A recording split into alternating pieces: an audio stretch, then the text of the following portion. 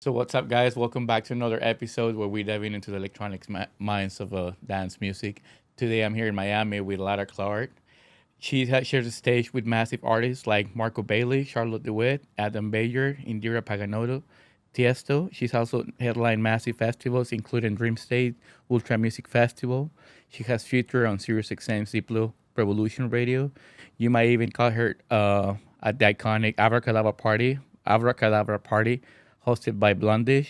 As a producer, she has released music in REKORDZ, Desert Hearts Black, JANUS. Do you pronounce JANUS Records? JANUS Records. Okay, her very own imprint, and she's no stranger to the Beatport Top 100 charts. She's a regular presence. She has a regular presence there. But Lara isn't just a DJ producer. She also was Miss World Ecuador Oh 2013. my god. Is the mastermind behind Black LAGOM Yeah. brand. Lara, welcome to the show. How's Miami treating you? Well, actually, thank you for welcoming me in Miami. You like that? Did I miss anything? Thank you so much. I was not expecting the Miss World thing. Actually, but I get it. Like it's something that I can't escape. I'm Right, trying to escape from that time in From my the- life. right. So people doesn't know, but I get into those beauty pageants because my sister who dies. Oh, okay. Yeah, when I was 6 months old, she Okay. wanted to be Miss a beauty pageant. So Okay. I did that because of her, but it was not something that I was looking for because I'm not those type of girls. Like You're I'm really trying to be girly. more feminine right now. Right. That I'm like a little bit old. But I was a tomboy my whole life. But when I hear the story of my sister Right. with my family, Right. I decided to achieve her dream. Okay. And I did it, but it was not something that I want to continue. But I have to say that the last 5 years I've been working with the organizations of Miss Ecuador in Ecuador. Right. I did the soundtrack for the Miss World Ecuador I saw that. 2019, That's and I was the wild. TV host that year. That's And crazy. last year I did the soundtrack for Miss Universe Ecuador. That's crazy. I saw that I guess I'm not sure who that guy was, but he introduced you saying the soundtrack of Lara Clark and Miss Ecuador. Yeah. That's crazy. How did they? Well, I guess they approached you because you won the 2013. Is that how the relationship kept Yeah, going? Or? but it's because they were looking for a music producer, Okay. and they thought that I could do it. Right. I mean, you're one of the biggest ones from Ecuador as of right now. Or you probably the only one in Ecuador. Or I don't know. By my knowledge, I am the only one music producer from Ecuador that is Mm-hmm. playing like outside the country, and like releasing in big music labels and Right. playing in like several countries and music festivals. I guess. Yeah. Yeah, my country is very small. Right. And we don't have the support for electronic music artists. Right. Like we're a very small and close group of people that does electronic music. Right. And even if we have one of the most important nightclubs in Latin America for electronic music, which is Los Beach and Basic. Okay. But yeah, for people in Ecuador, I mean, they love electronic music, but the DJs and music producers are very small. So, and we Yes. don't have that support from anywhere. Uh-huh. And I guess one of the big things that is happening in my country is the music producer or the DJs doesn't believe enough in their own talent, so they don't risk to go out from their comfort zone Right. and try in other countries. It's very hard. It's very hard. Yeah. It's very Yeah. hard. You have a It's- lot of. You need to have a lot of connections. And it's very hard because as Ecuadorian, like we don't have the same opportunities like Colombians or Peruvians or Argentina has, for example, because we have a passport that doesn't allow us to travel much. Okay. They ask us for visa all the time for Okay. going to Europe, for going to United States, even to Mexico. Really? They ask us for tourist visa. So That's weird. but I don't know why because we use dollars in Ecuador. Right. And Colombians and Peruvians they don't use dollars. And I don't know why they can go even to the UK without any visa, and we Right. had to like ask for visas to go everywhere. So That's it's crazy. tough. That's why I understand many artists they just rather stay- lose the motivation maybe because of that. But I feel like I'm a tiger, and Right. I always want to like do difficult things. Yeah, I did notice that you bring in obviously you have your own label, but then you're trying to push more artists through your label from Ecuador, but Yeah. it's not the like you're saying, it's not that easy. Especially some of them, they lose the engagement, or they don't really feel well, maybe they do feel motivated, but I guess based on all the regulations and everything, they're like, man, it's never gonna happen.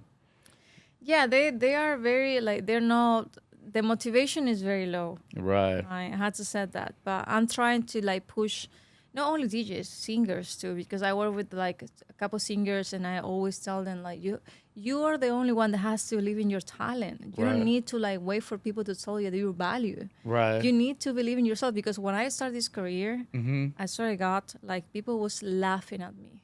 Yeah. When I say I want to be a music producer and a DJ, they were just laughing at me. And my family, they were not I doing was about to that, tell but you. my family were like, What is is that? that? Yeah. Like, what are you going to do? Like, you How going to hard make was that to money? explain it to Do you want them? to survive to that? And Right. I was like, I don't know, but I just want to try it. And when I was hearing those like negative thoughts about like, you don't want to make it, you're not talented, you're just a pretty girl, just that's it.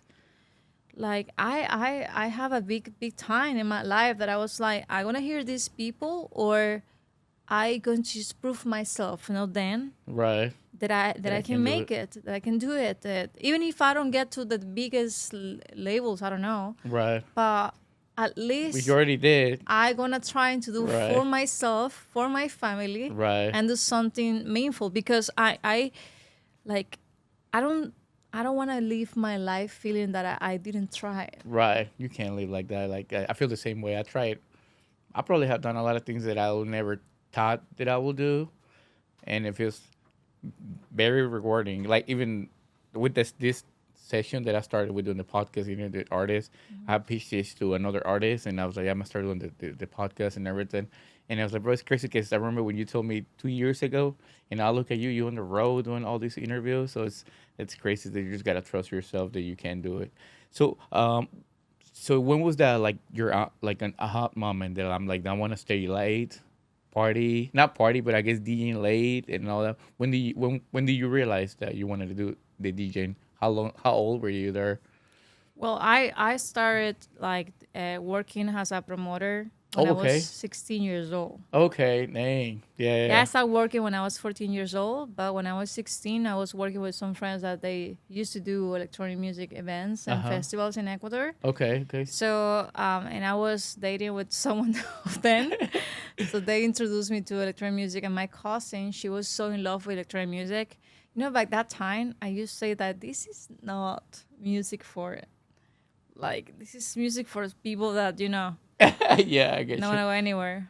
and I don't know, I just little by little just got into the electronic music, and I started liking it a lot. But by that time, I was just like, I'm a woman. I cannot do anything. That all of these artists are men. I can't do it. Right. But I don't know. I think it was when I asked myself in 2014, because I was working in television. I was acting and modeling. Okay. And it was something that I know how to do it. I have talent for that. I have a school for that. Yeah. But I wasn't happy. Because music was something that always drives me.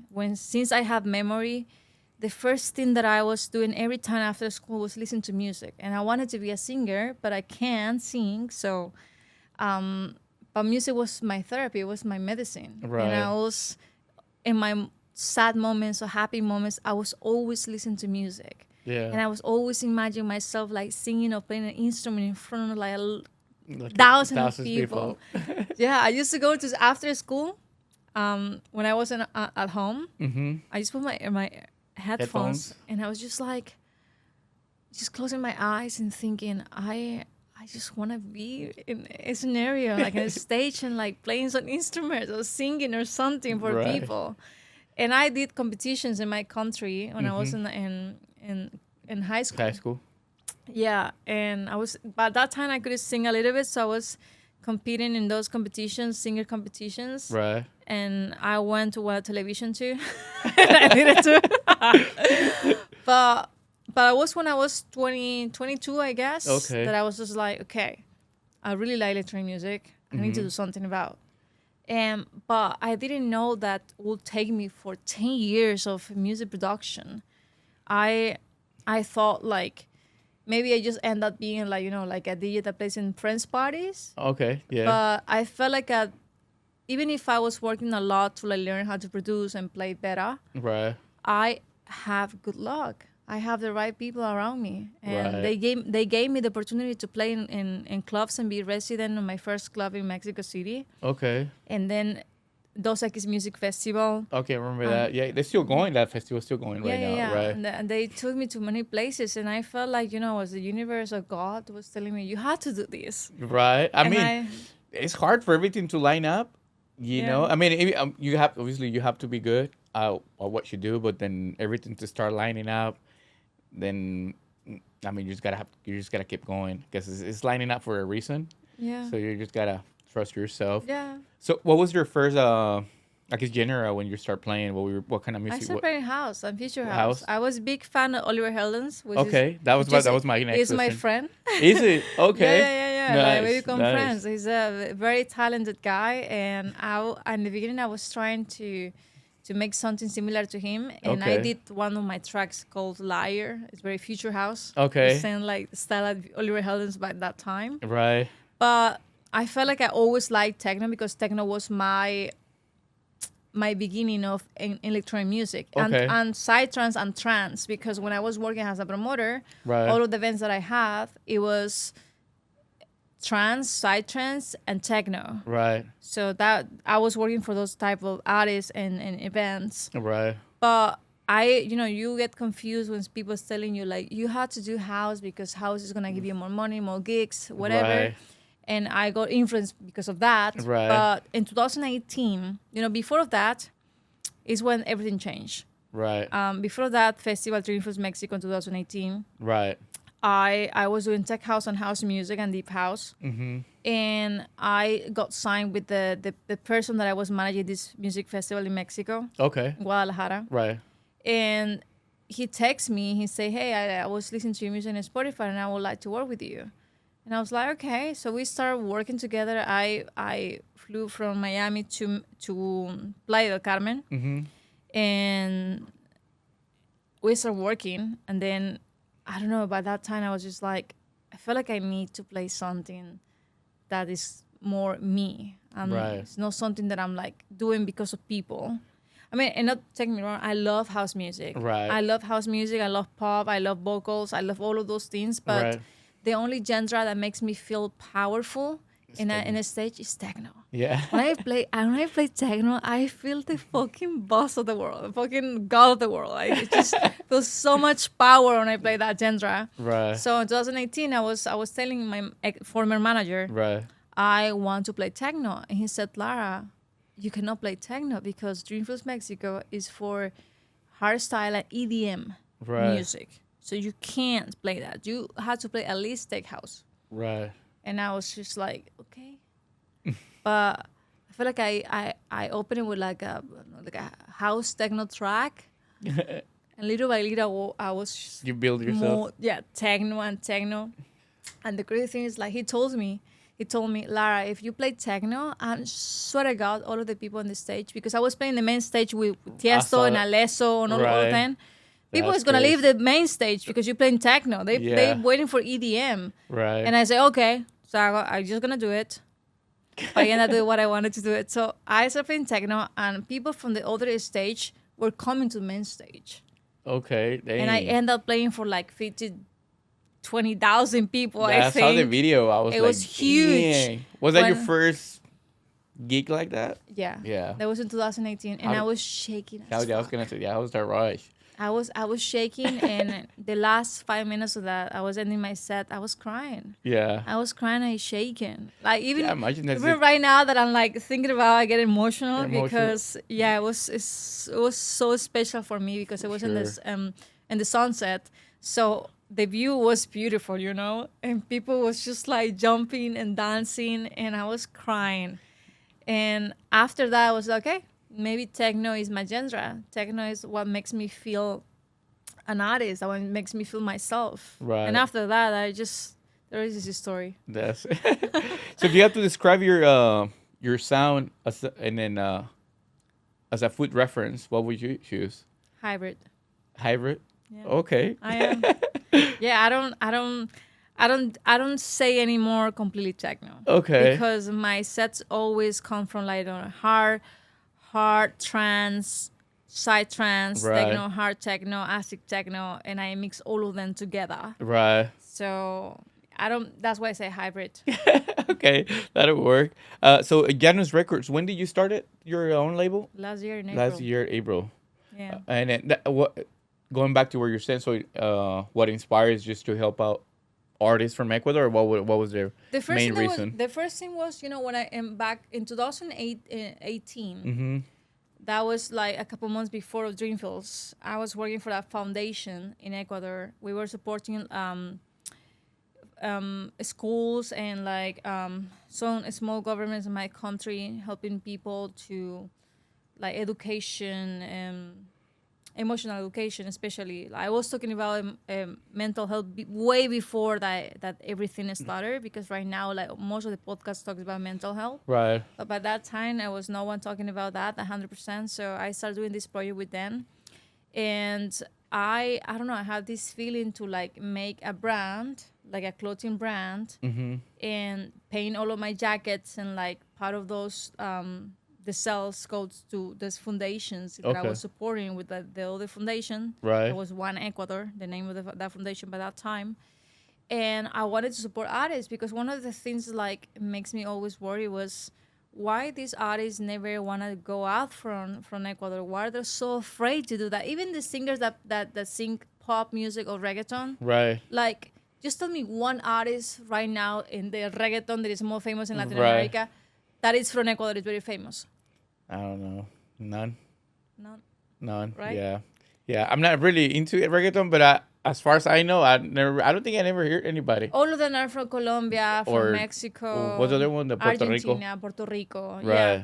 But from Ecuador, no. And I was just like, if they make a more commercial genre and they can't make it outside of Ecuador, electronic music is worse. Right. So It's more complicated. more for sure. complicated for sure. Yeah. And I wanted to like do something for them, and I start doing right now doing a lot of collaborations. My sound engineer is from Ecuador, and the last collaborations that I had that are from Ecuador, the singers that I've been choosing for my tracks are from Ecuador. The last track that I did with Top Terry, which is the legend of house music. Right. Yeah, I asked one of my singer friends from Ecuador, to be the singer for this song, and That's pretty Top cool. Terry loved this track. It's like a techno house track, Right. because it has his influence of rap music, For has sure. mine from techno, and Alexander techno too, Right. and she put her vocals, and it was an amazing track, and we did very, very, very, very good in that track too. Yeah. And that's what I want. I want to like connect people from my country with like the biggest legends like Top Terry, Right. and more internationally. Gotcha. Yeah. So is that one of that one's already out? Is it the Yeah, it's third already one? Yeah. out, Is there yeah. any another collaborations that you have coming in through your label? Can you share yet or no? No, all of Not yet. them. Okay. If None you of can, you them, can. but- You know how it is in the industry. You can sometimes you can share, sometimes you cannot Yeah, share. yes. Some things that I can't share, but I'm very happy what I'm doing with my label, because when I opened this label, I was not waiting for people wanting to sign with my music label, Right. and then end up like receiving message from really big music producers from my country and from Russia, from Ukraine, from Europe, Right. telling me I want to sign your label, and I was just like kind of like what? Yeah. But that makes me very happy. I have For Elena sure. Patla. She's a very well-known Russian music producer and DJ. For sure. Yeah. Yeah. We released one of her tracks tracks. just like 2 months ago. Okay. Nice. Yeah, and now I have another collaboration too with a DJ that is becoming very big in Europe. I Okay. don't say name yet. Okay. It's fine. But, You can. Yeah, Yes. and for me independently, I have some tracks that is coming in my music label, but actually in Arcor music too, Arcor Records too. Arcor Records. Yeah. Yeah. But it's not gonna be soon. It's gonna be after the summer. Right. It's my first EP with Arcor. Okay. So I'm very Nice. proud. I'm very happy. For sure. So, is there how do you maintain a balance between balance? How do you balance maintaining your signature sound while exploring? You say techno, but then you look house and then trance. I think that right now the industry is not as before. Right. Like before, you play techno, and people just like put you in a box that you play Techno, right. and it was like that, right? Mm-hmm.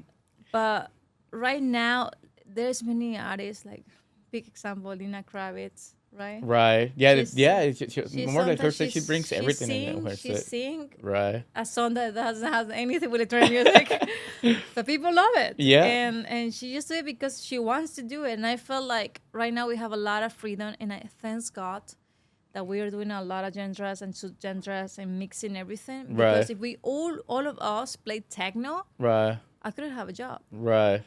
Yeah. And people are looking for something different too. They don't want to hear the same type of music, the same type of tracks Right. all the time. For sure. So right now, that's why I decided just to like be more open and be a hybrid artist. Right. And not only make techno, Mm-hmm. just mix techno with psytrance and trance, and collaborate with some singers and do different things. Different things. Yeah. I think that's what's. I mean, not only in electronic dance music, but even like on, like Mexico, like regional. Did they bring in like, Yeah. like was it Bad Bunny and he brought like some regional guys at the same Do time? you hear this song about I'm not sure if you know Junkie Kid? Junkie Kid? No. Who sings He's that? from Mexico. Is it? So he did a hard techno with this singer Gordo. Oh, okay. Yeah, Gordo. Yeah. Wait, Gordo, the DJ? You mean? A singer too, right? I don't know Not what that I it is. know. No, but I think it's, I don't know, he's a singer, he's a DJ. Wait, they might. Gordo, But- you know Gordo. No, but this guy sings Oh, so it might be a different. reggaeton. Yeah. Okay. Reggaeton. Oh yeah. I think I there's a reggaeton DJ. And His name is Gordo. Yeah, and he did a hard techno with Okay. his vocals, Okay. like, which is insane. I never hear any reggaeton artist doing a hard techno track. Right. And I was just, What do you think? It was that good? blew my mind. I was Right. like, wow. So when you produce your music, do you have a specific I guess not a bass line, but like a weird sound that you picked or you like to use on your tracks? I think one of my focus all the time is in the bass. Okay. Yeah, I love bass. Gotcha. It doesn't matter any genre. If I do house or techno, the bass has to be something that I really like. Gotcha. And after that, I'm just like looking for the kicks, percussion, hi-hats, and vocals or whatever. Right. But the bass for me has to be the main Bass, the main reason. thing. Yeah. Yeah. How long do you? Well, yeah, I ask all the artists the same question, but everyone I always get the same answer. I guess some of them it depends on your mood. You can have a track within a few hours, but then they can, like the other day I did Michelle Sparks, and she said her track dang,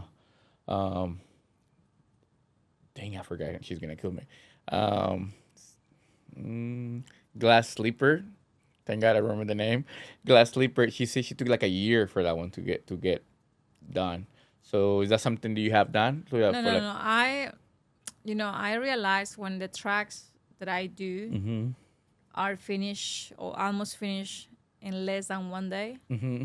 that track's gonna work. Right. So when the tracks takes me a lot of like weeks or days, I just can't. Yeah. I don't release it, and I had to find my moments. Gotcha. Because some artists they can do music when they're like sad, right? Right.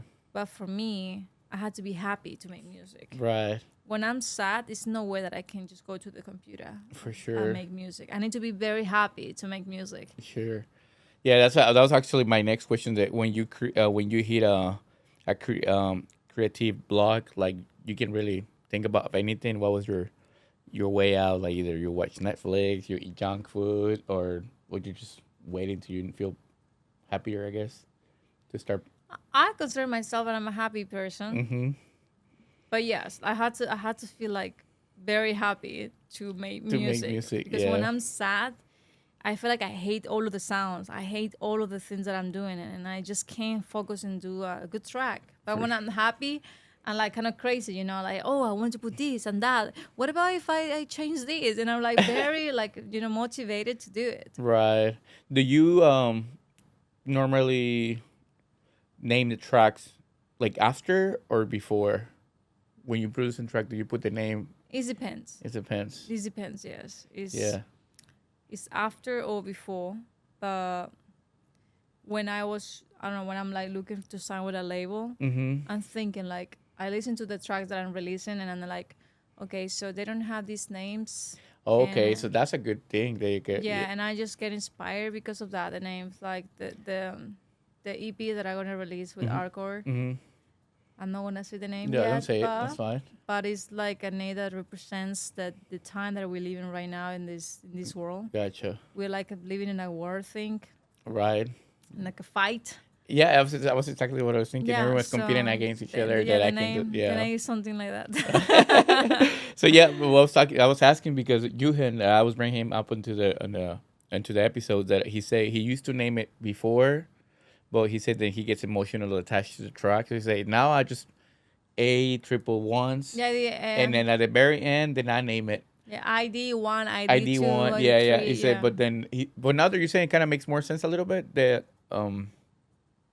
you gotta find the name what it on. I guess if they don't have the same type of name or similar on their own on the label already, but I guess it's a lot of work to do then. So, but yeah.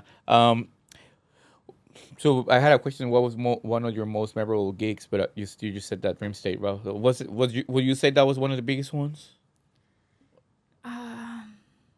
All of them are special, Right. but I think the first one Mm-hmm. that I was crying, it was Dreamfields in Mexico for sure. Mm-hmm. But I have another one in Chile that I was I don't used to be very close to people. The stage is always like up, you know? Mm-hmm.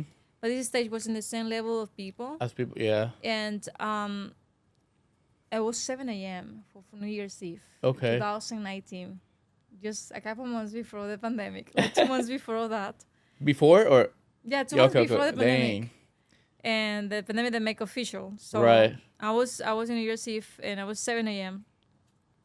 And I don't know why, but people were so crazy. Mm-hmm. Because I was playing, you know, and I Right. have like these big rings like Medusa and like all of the Greek gods. Right. And they start touching my hands, and I didn't understand why they were doing that. But it was, you know, I felt like they were zombies. I don't know, like touching my hands and like telling me, Lara, I love you. And they were like screaming, and some people was crying. What? And I was like, what? And I ended up just touching their hands and like hugging them in the stage. Mm-hmm. And I was so emotional. It was so emotional. It was amazing. It was one of the most happiest moments in my life. Dang. How long ago? Was it before the pandemic? About 4 years ago, Yeah. roughly. Yeah. Yeah. That's crazy. What's the one of the, I guess since when you've been playing a lot, one of the craziest requests that you had either from the promoter, from the crowd, anything special that you been requested? They never request me anything, but they do strange things. For example, I always get gifts from them, like bracelets, necklaces, rings, or Right. cards. Like they write me things. Well, like this was one of the most beautiful things for me. Every gig, when I get that from the crowd, is one of the things that drives me to keep doing this. But the last time, I got like a weird message because I did ayahuasca. Oh, really? in How was 2000 that? Was that up there in? It was in Ecuador, In Ecuador? 2023, and one of my visions was a dragon.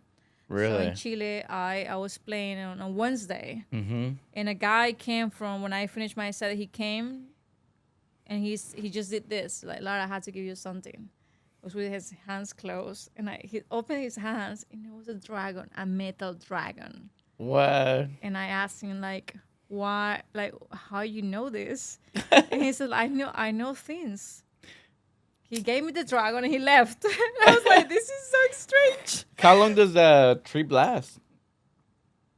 For ayahuasca, how long does you? For me, 7 hours. 7 hours. Dang.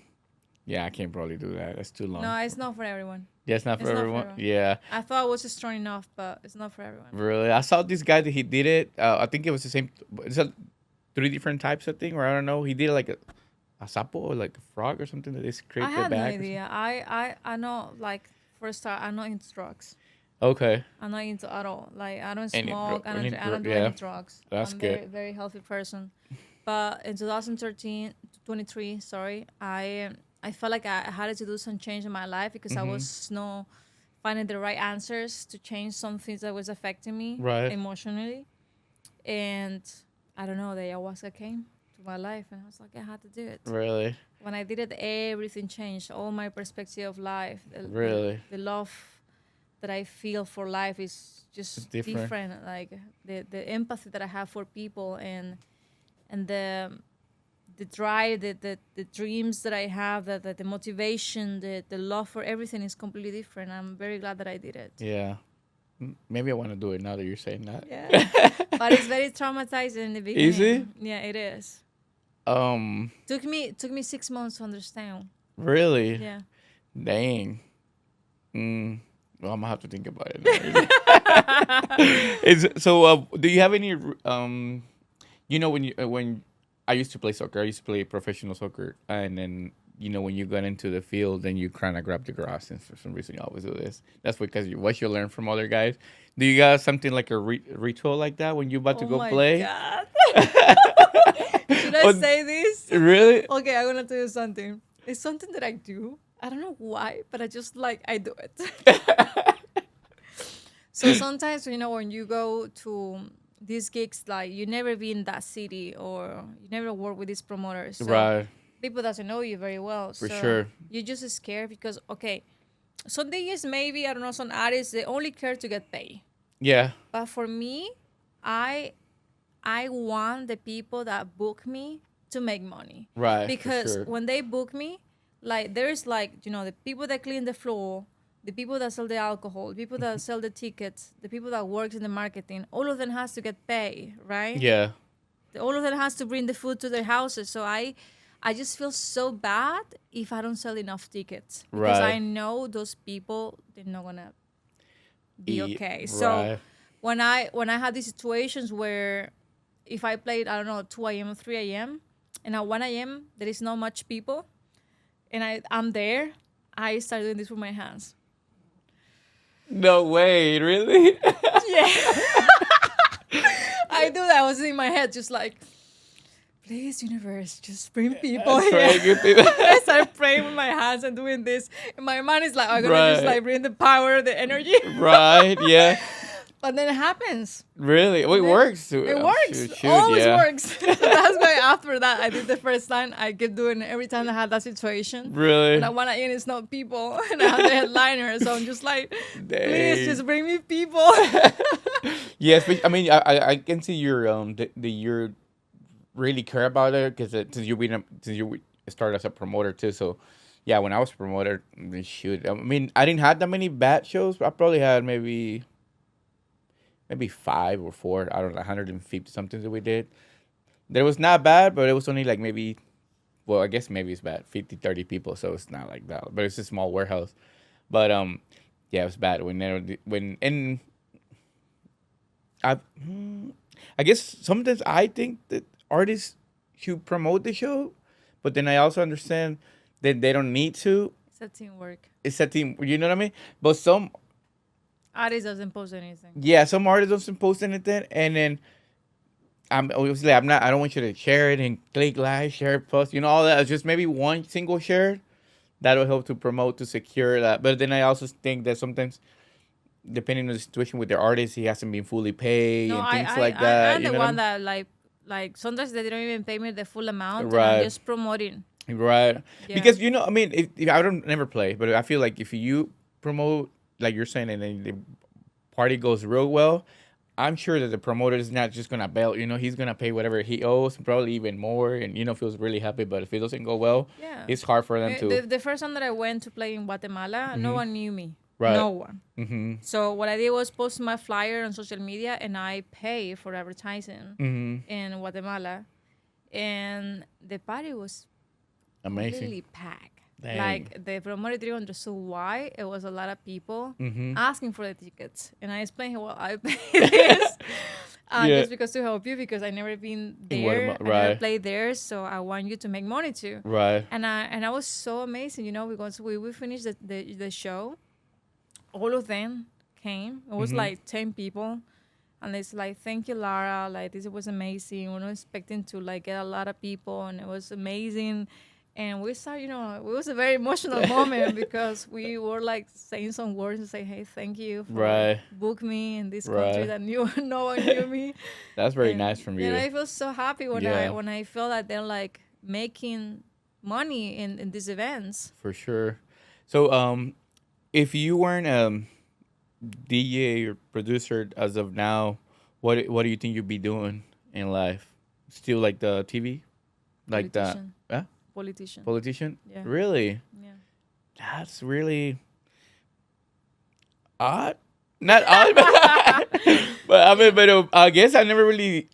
Maybe I don't have that many cool friends like you that want to be a politicians. Yeah. But that's so Well, I different. I guess. have this like thing since I was a child that I wanted to conquer the world and change many things. One of the first things that drives me when I was a child, it was like seeing all of the crimes on television. My mom used to watch, TV news, Right. news and television, and I always get so scared about all of the situations that we're living. Mm-hmm.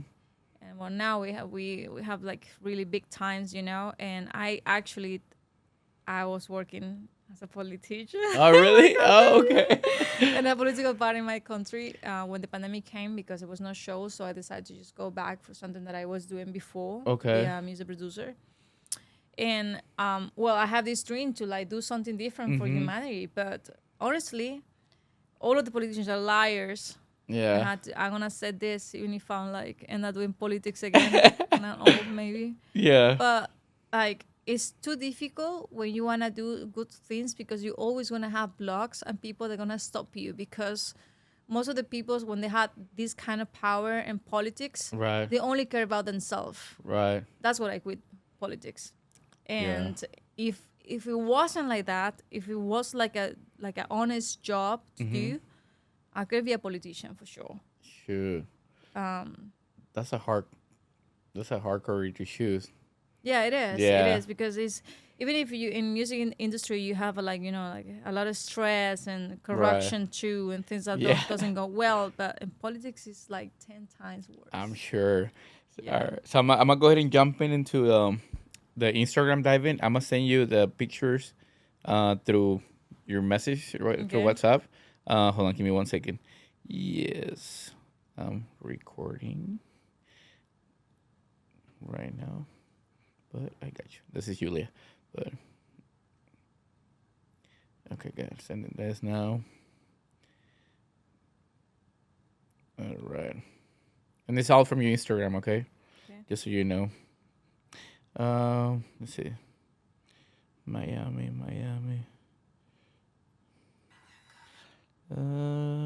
What the heck?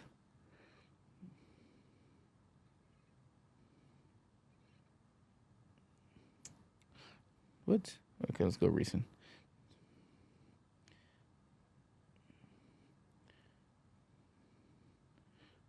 Julia.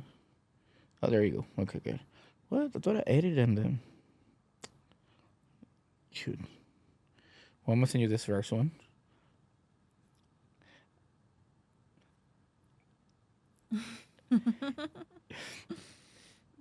This was so you give me context on this one, and obviously I didn't know who that is. And then what was this picture taken at? That was in Quito in Ecuador. Okay. With Indira Paganotto. It was in a basic Ecuador event. Okay. And I was opening for her. Okay, cool. When you say basic, that's the name? That's the name of the company that does those. Ah, okay. Like, Okay, gotcha. Okay. I can't say it's a club. Mm-hmm. It's like a mini festival. Okay, like one day fest. Yeah. Yeah. I've been trying. Well, actually, I did last year. I did reset like a 1 day festival. They didn't go well because the city changed it and canceled the permits. Well, changed the date, and I moved it to like a rooftop, and it rained. But I was like, damn, so I was left out with like minus $9,000 because I booked Constantine Cibolo, Eagles and Butterflies, and all right. So, but on my vision now and doing promoting, I think like 1 day festivals, that's where you can make some money, and then you don't have to stress too much in doing weekend shows every show. But yeah, so and this is the other one. So I think I got like 4 pictures. Okay. And this is the other one.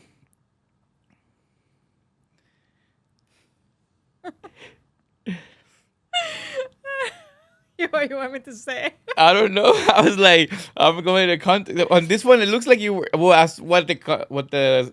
One of my best friends from Chile. Okay. Yeah. Yeah. Looks like you were organizing a tour. That's what the Instagram like posted. it was a tour in Chile, and I was Hanover with her. Eating donuts. Drinking wine and donuts. Yeah. Okay. And I was just like, Val, let's make this photo. Right. Yeah. Yeah. We're having a girls' moment. Yeah. Right. Okay. So this other one. Sometimes it's weird because when I'm doing all this and I'm in the fly or something and I'm like having pictures of guys and women and people just looking at me like, yes, pictures of all these random people on their phone. So this is the other one. So on this one. Oh, wow. That was one of my really good memories. It was in Italy. It was my first time in Bologna. And this festival. And I was with Indira. Indira was the headliner that night. Mm-hmm. And I was with I got invited for Georgia and Julie. Yeah. Yeah, we make 2 tracks, one remix for Nirvana. Okay. No. Oh yeah, that one. One you played. You have a couple of videos. Another one original track. Right. Yeah. Dang. That we don't know when we're gonna release it, but I hope soon. I hope so soon. Yeah. I was talking to. I did an interview with what.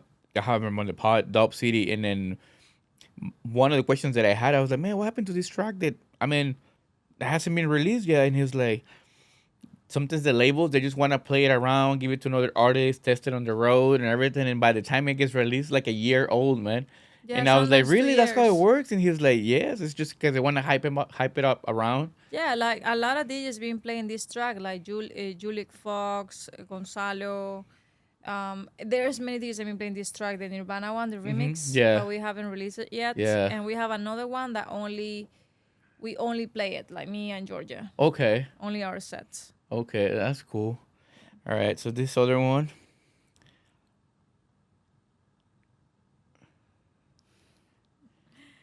Well, that was in Chile.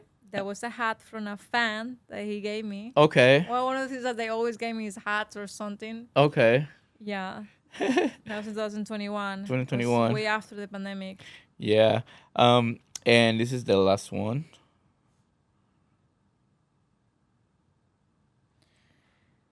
Oh, this one was the first flyer that I did for JANUS Reflections, which was the name of the JANUS Records before. JANUS Records, JANUS Reflections, that's what it was. Okay. Yeah, it was before, but we only used to do events. Okay. And, I was born in Manabí. Mm-hmm. It's a city in Ecuador. Okay. But people think that I'm from Santo Domingo. Okay. Because when I represent a city in Miss Ecuador, okay, it was Santo Domingo. Okay. So they never have events or anything, and people know me very well there. Mm-hmm. And I decided to do my first electronic music party in a city that is no industry. Okay. So I did that party there, and before JANUS Records, it was only events. Okay. Yeah. So that time it was JANUS Reflections, but now it's just JANUS Records. Okay, I like both names. Yeah. Yeah, it's cool. It's cool names.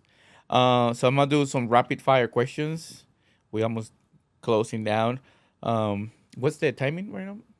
48. 48? Okay, good. So it's a good time for the rapid questions. So are you an early bird or you need your sleep?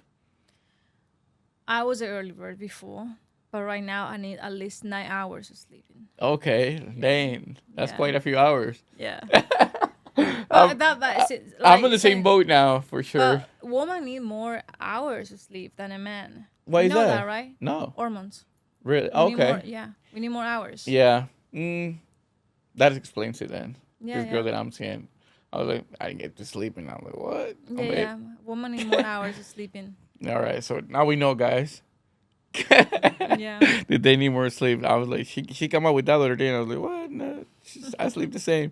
What was your biggest pet peeve during a gig? Like, yesterday I had Sarah Sims. Not yesterday, before yesterday, and she said her pet peeve at the in the stage is when the knobs of the mixer are like sticky. Yeah. Yeah, and I'm like, okay, so that's something that bothers her. So you got something that bothers you while you playing on the stage? When I asked them for the exactly equipment that I need, Okay. and they say yes. And they don't But have it. when I go there, it's another equipment, and I just have to figure out how to play. Yeah. Well, I mean, like, I'm not gonna say it, I never done it, but I always ask the DJ before, because even though because You send it a rider for sure. yeah, you see in the rider, right? So Yeah. then if you can find it, then don't just bring whatever, because then, I mean, it tells the DJ you don't care, kind of thing. But then again, well, I mean, if it's a mixer, obviously you guys know how to use it, either mixer, but then some mixer has like effects, like DJ. Yeah, but sometimes it's because they can't find what you're looking for, Right. and they just like rent the cheapest one, Yeah. and they don't tell you until Right. you're there. Right, for sure. Yeah, it's better to tell you up front. One time when I broke a DOP live, they asked me for this mixer, and it has like, I don't know how many channels were. I think it was like 50 channels because they play live. Ooh, that took me like weeks to find it. Luckily, Yeah, we were play booking. live is very difficult. Right, Like, yeah. George and Julie, she Oh yeah, flies with her she things. yeah. Oh, she flies with her things. Yeah. Dang, I didn't know she flies with her own things. Yes, 'cause Yeah. the way she plays, she has to fly with her own things. What's that one track that? Well, maybe that's what you're this track saying that you can only play you and her. What's that one track that you play all the time? They not all the time, but maybe all the time that you say I'm gonna play it on all my sets. Do you have something like that or no? Yeah, one of my tracks called Alleluia, the one that Hallelujah. I signed with Arcor. Hardcore, yeah. Is that always go in your sets? Yeah, I always play with that one, but when I know the crowd wants to like 155 BPM, Right. oh my god. I play this track where I always forget the name, but I always play this track because when people listen to this track, they just get crazy. They just get crazy. And it's new actually, but I've been playing a lot for the last a year. For the last year. Yeah, a year ago. Oh my god. But well, I think people is gonna recognize it. I say it's the one that has a bass, like a dun dun dun dun dun dun dun dun dun dun. It's like a rock song. Okay. That they made it like a train music, Okay. electronic song. So it's You have it intense. there? Well, is it released or no? No, it is. Give me Okay. 1 second. No worries, no I'm worries. We gonna put up. it now. We play a few seconds, 10 seconds, so we don't get demonetized. But this track, people just, I don't know why people just get crazy. And I've been playing the Sweet Dreams of I did a track with these vocals too, the Marilyn Manson one. Okay. The Beautiful People. Okay. So I've been playing that track a nice lot. track. But the one that I play always and just people just get fucking crazy. Crazy. Is this one? Wait a second, it's here. How hard is that to get to find track? You get it? Where? Okay.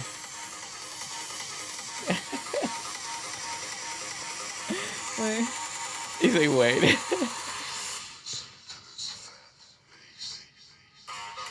Oh yeah, that's a good. That's yeah. Here, yeah, it's a good track. I think wasn't I was in was it Time Warp in New York, and then was it Lily Palmer? Mm-hmm. She started with that track. I remember. Oh really? I think it was like the Blade I thought one. she plays softer than this. Maybe because the party was like a really that stage where she was. Yeah. What was this? Kobosi was playing. And Oh, she yeah, was yeah. playing there, and then I don't know who. Someone else. It was like hard techno that stage. Mm-hmm. So yeah. So going back to the rapid question. So coffee, tea, or Red Bull before your set?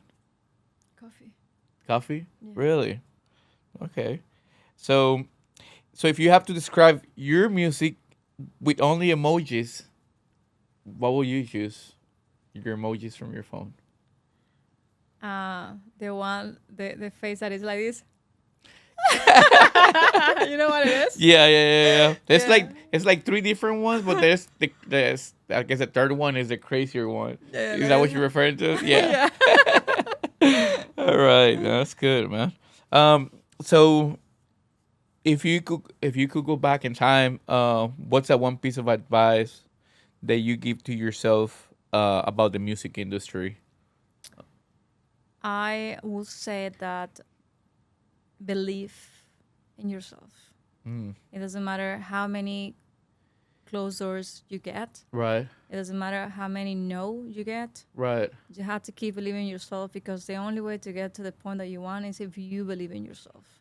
And that took me a lot of time to understand, because in the beginning, if I had this thing inside of me that I was telling me that you can make it, and the other side was telling me like, you're not good enough. Right. And I was sabotaging myself in many ways. Right. Not only music, in like relationships and friendships and anything. Anything. And I would tell myself, and all the young generations, the only person that has to believe in you is yourself.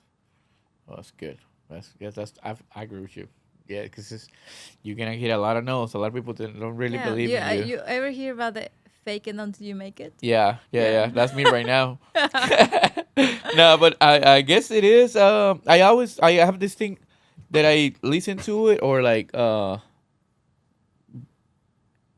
in the morning, that's kind of like my ritual morning. Is like I wake up and maybe a little, and now it's kind of changing a little bit because I'm more on the road, so I kind of like wake up, not rush, but when I'm at home, it's like wake up and then like maybe 10 minutes meditation, and then I listen to like motivational stuff. And one guy that I listen to is called his name is Les Brown, and then his phrase that I would say says that if he said if you can see it in if you can see it in your mind, you can hold it in your hand. So meaning like, if you see yourself doing it, you don't worry about anything else, but you will hold it in your hand. I can give you an advice. Yeah. Yeah. One of the things that I've been doing, and it's changing my whole perspective of my day or my life in general. It's like before to go to sleep, in your bedroom, in your bed, right, say thanks God or thanks universe, whatever you believe. Right. I say thanks God for this amazing day, for the food that I ate, for the friends that I was with, right, for the music, for for the band that I went, for the experience that I had today. And then when you wake up, say thanks God for another day of life. Right. And that changed you all entire day, because you're more grateful for everything that you have. Right. For everything that you experience. Because like sometimes I feel like people doesn't realize that they're gonna die one day. For sure. And we don't know what is afterlife. We have no idea where we're going. We have many like theories what happens after we leave, but we don't know. Yeah. So, and I love life, and I want to live forever if I can. Right. Logical, I can't live forever. But yeah. I that's why I'm trying to just like live my days and be very grateful for every day. For sure. And for every experience, for every friendship, including the bad situations sometimes give you something. Right. Oh, that's good. So this is pretty much our last question that I have for you. What's the next for Lara? Well, actually, you have your tour coming up, starting February. Yes, in 15 days, I guess. 15 days. It's good. And it's going to run all the way. Well, I saw it. It looks all the way to March. India. You come back. India. Well, what's the cities you're April, countries actually. you're visiting? India, Spain, Portugal. I went to Germany and Ibiza. Right. So you come back once to the States, Chile, and you go back to Miami. Yeah. Yes. Oh, that's good. You're going to be here for Miami Music Week. Yes. Yeah. Well, that's good. Yeah. That's crazy. You ready for it? Yeah. Factory Town, March 29. Dang. What else is next for Lara? What did you say? You say you can share any collaborations that you have. Yeah, but I just can tell you that this year is gonna be one of the most important years in my career, because I'm releasing a mini album, and one of the most important music labels right now. Okay. And I'm gonna be sharing a stage with many important artists. Yeah. And I'm gonna start working with a new company too. So I'm very excited for everything that is coming for this year. Finally, after 10 years working so hard. Dang. Yeah, that's how long it takes to break through. Oh, actually, that was one of the questions, but somehow I guess I missed it. What was your this? And then we'll finish with this. What was the track that you think that a break through your career that you say that was the track that it makes? Well, actually, because you were already playing, but what was that one track that they start playing everywhere, and you're like, oh shoot, you remember that track or no? What I can say is that one of the most important tracks that I made, maybe didn't have enough recognition. Yeah. Is Closer to God. Closer to God. Yeah. Okay. I did that song with one of the singers from Ecuador. Uh-huh. And what it says is basically, well, the lyrics say, I want to feel close to God, Uh-huh. closer to God. Right. I want to feel the love, the power, the these things that make us feel when we feel like we're closer to God. Right. So I think like when I made this track, it was very emotional because I was crying when I did it, when I finished. And then when I sent it to the singer, she just sent me exactly what I was looking for. Yeah. And this track for me is very, very special. Right. And it didn't have the enough recognition because it's a weird track that is psytrance techno that talks about God. So Yeah, it's hard to connect, I guess, with them. it's hard to connect with that, but I feel like that's my favorite track actually. Okay. Yeah. Yeah, that's good. Nothing wrong with that. So, Laura, anything else that I'm missing from you that I didn't ask, or maybe you want to share with us that it wasn't one of my questionnaire? I think you asked all of the professional questions, but you wanna ask like personal questions. No, I don't. I really don't, because I don't really like to share anyone's personal info. No, I mean obviously. I'm a very open person. I Yeah. never hide anything. No, I think I'm good. Yeah. Yeah, we can do a second round next time. Yeah. Okay. Okay. Perfect. All right, guys. So this is it. Thank you so much, Lara, for joining us today. And then you might guys see me with the same shirt because I'm doing 3 more episodes.